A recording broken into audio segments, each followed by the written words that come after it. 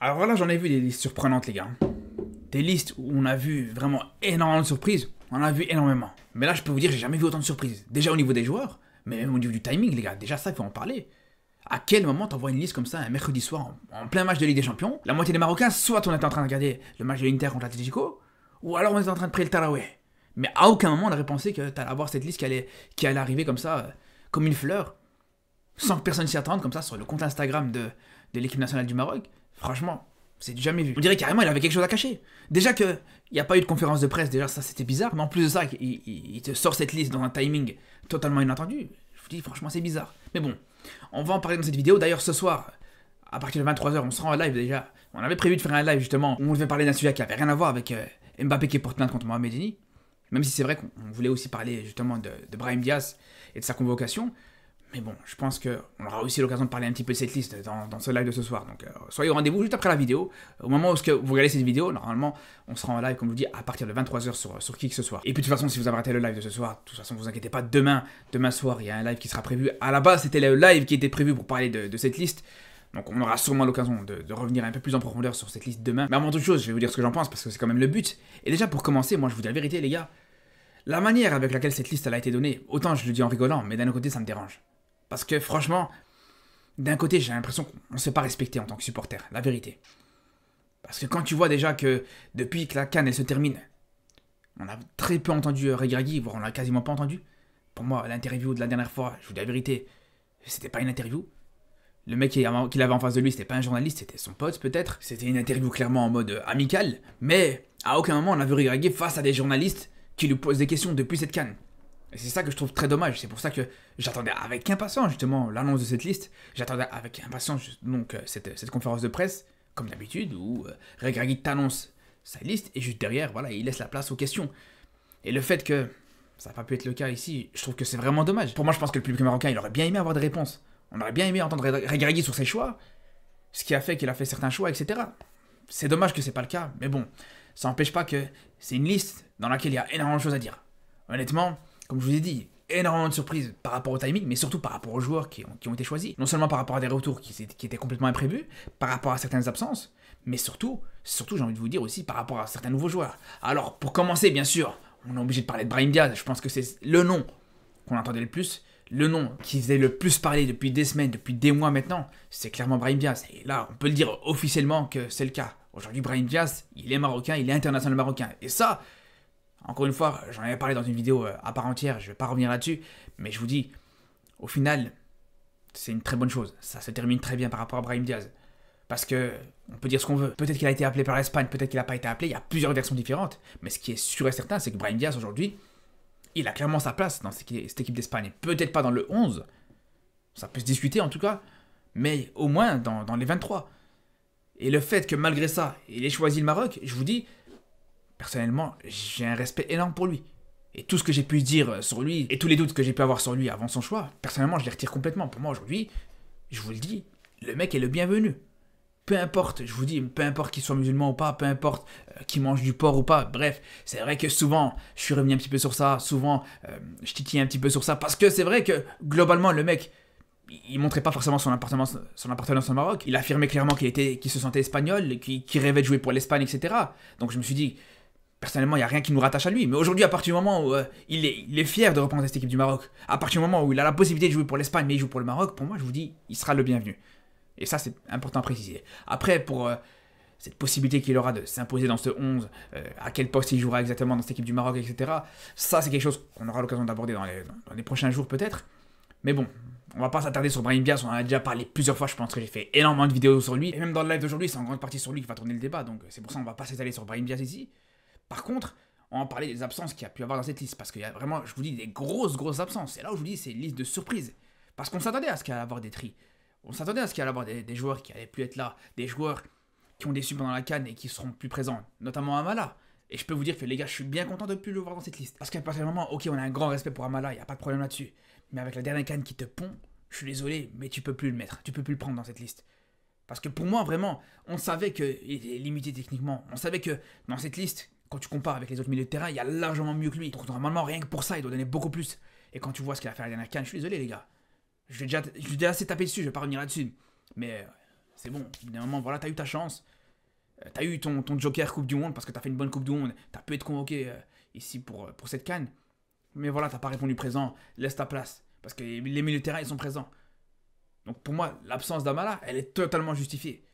J'ai envie de vous dire même pareil pour Harit. Il y en a beaucoup qui sont surpris déjà de l'absence d'Harit.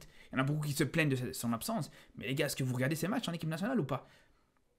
Vous avez vu sa dernière CAN ou pas, les gars? Vous avez vu toutes les fois où t'as l'impression qu'il joue dans son jardin?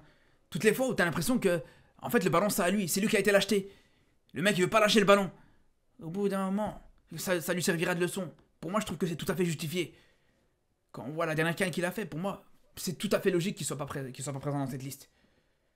Ça me surprend pas du tout, je vous le dis les gars. Ça me surprend pas du tout. Et si ça peut lui servir de leçon juste derrière, c'est pas plus mal. Parce qu'on sait très bien qu'il a des qualités. Et moi, ce qui me frustre en plus avec un joueur comme Harit, c'est que quand tu le vois en équipe nationale, le mec, il est là, il lâche pas son ballon, il joue de manière individuelle, etc. Alors que quand tu vois à l'OM, qu'il soit bon ou qu'il soit moins bon, t'inquiète pas que le ballon, il va le lâcher. À l'OM, il sait très bien que s'il fait plus de 3 dribbles et qu'il vient à rater le ballon, c'est fini. Ça va lui tomber dessus. Donc au bout d'un moment, quand tu vas en équipe nationale, t'as l'impression qu'il y a tout qui est permis. Moi, je suis content de voir que non, il n'y a pas tout qui est permis. Tant mieux s'il n'est pas convoqué par rapport à ça. Je pense que c'est une petite sanction, entre guillemets. C'est une exclusion temporaire, mais je pense qu'il rejoindra cette liste très bientôt. Et j'espère d'ailleurs. Mais je pense que ça peut lui faire du bien, j'en suis même persuadé. Après, c'est même un petit peu symbolique de voir que justement c'est Brahim Diaz qui va prendre sa place. Parce que on sait que pour la Coupe du Monde, ça aurait pu être Brahim Diaz à la place d'Harit. On sait qu'en dernière minute, Brahim Diaz devait être convoqué justement pour remplacer Harit quand il s'est blessé. À ce moment-là, Brahim Diaz, il avait refusé, on va pas revenir là-dessus. Mais après, voilà, c'est vrai qu'on pourrait se dire, c'est pas juste que Brahim Diaz, il prenne la place d'Amin Harit. Mais au vu de sa dernière CAN, je suis désolé, pour moi, c'est tout à fait justifié. Au vu de la CAN qu'a proposé Harit, où il a eu sa chance, ben voilà, t'as eu ta chance, t'as pas été bon, voilà.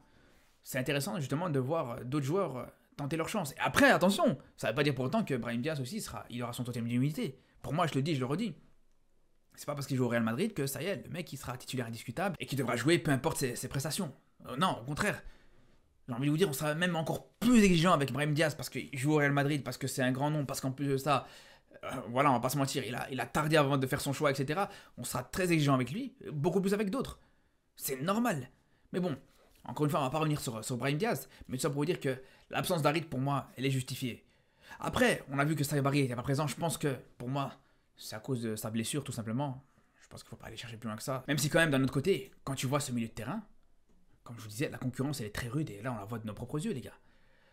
On retire Amrabat et El Adozi qui sont dans un autre profil, dans un autre registre. Donc ça veut dire que pour eux deux, tu comptes sur eux en tant que numéro 6, donc tu peux les retirer. Ça veut dire qu'au milieu de terrain, pour les milieux relaires, voire les milieux offensifs, il te reste plus que 4 places. C'est là où c'est incroyable. C'est là où, quand je vous dis que l'absence d'Harit, pour moi, elle est tout à fait justifiée, je vous dis pas ça par hasard. Parce que, avec cette concurrence-là, si t'es mauvais, voilà, ça va vite se retourner contre toi. Et là, pour ces 4 joueurs-là qui ont eu leur chance pour ce rassemblement-là, je pense qu'ils seront concernés aussi. S'ils seront un petit peu moins bons, s'ils sont pas à la hauteur, tout simplement, voilà, juste derrière, t'as Harit, t'as Saïbari. Donc c'est clair que ces 4-là, ils ont eu leur chance, mais ils n'auront pas le droit à l'erreur. Après, pour l'attaque aussi, il y a eu beaucoup de changements, l'air de rien. Entre la convocation, justement, de Akomash, entre la première convocation aussi de Ben Seguir, et même tout simplement le retour de Soufiane Rahimi, là aussi, pour moi, ça envoie un message. Les Abdé, les Bouffal. Bon, Dissou-Dali, je trouve qu'il a été un petit peu dur avec lui. Il n'a pas eu énormément sa chance, même s'il n'a pas été bon contre la Zambie. Sur son entrée contre la Zambie, on va pas se mentir. C'était pas suffisant. Mais bon, c'est un petit peu dommage parce qu'on aurait vraiment aimé le voir à la place de Nessiri. Et quand on voit justement que dans cette liste, il a pris que 2 numéros 9, 2 vrais numéros 9 en tout cas, on se dit là aussi c'est dommage parce qu'on sait que c'est un poste. T'as vraiment besoin d'alternatives parce qu'on va pas se mentir là, actuellement, il n'y en a pas un qui arrive à complètement sortir du lot. Je parle bien en équipe nationale, je parle pas en club.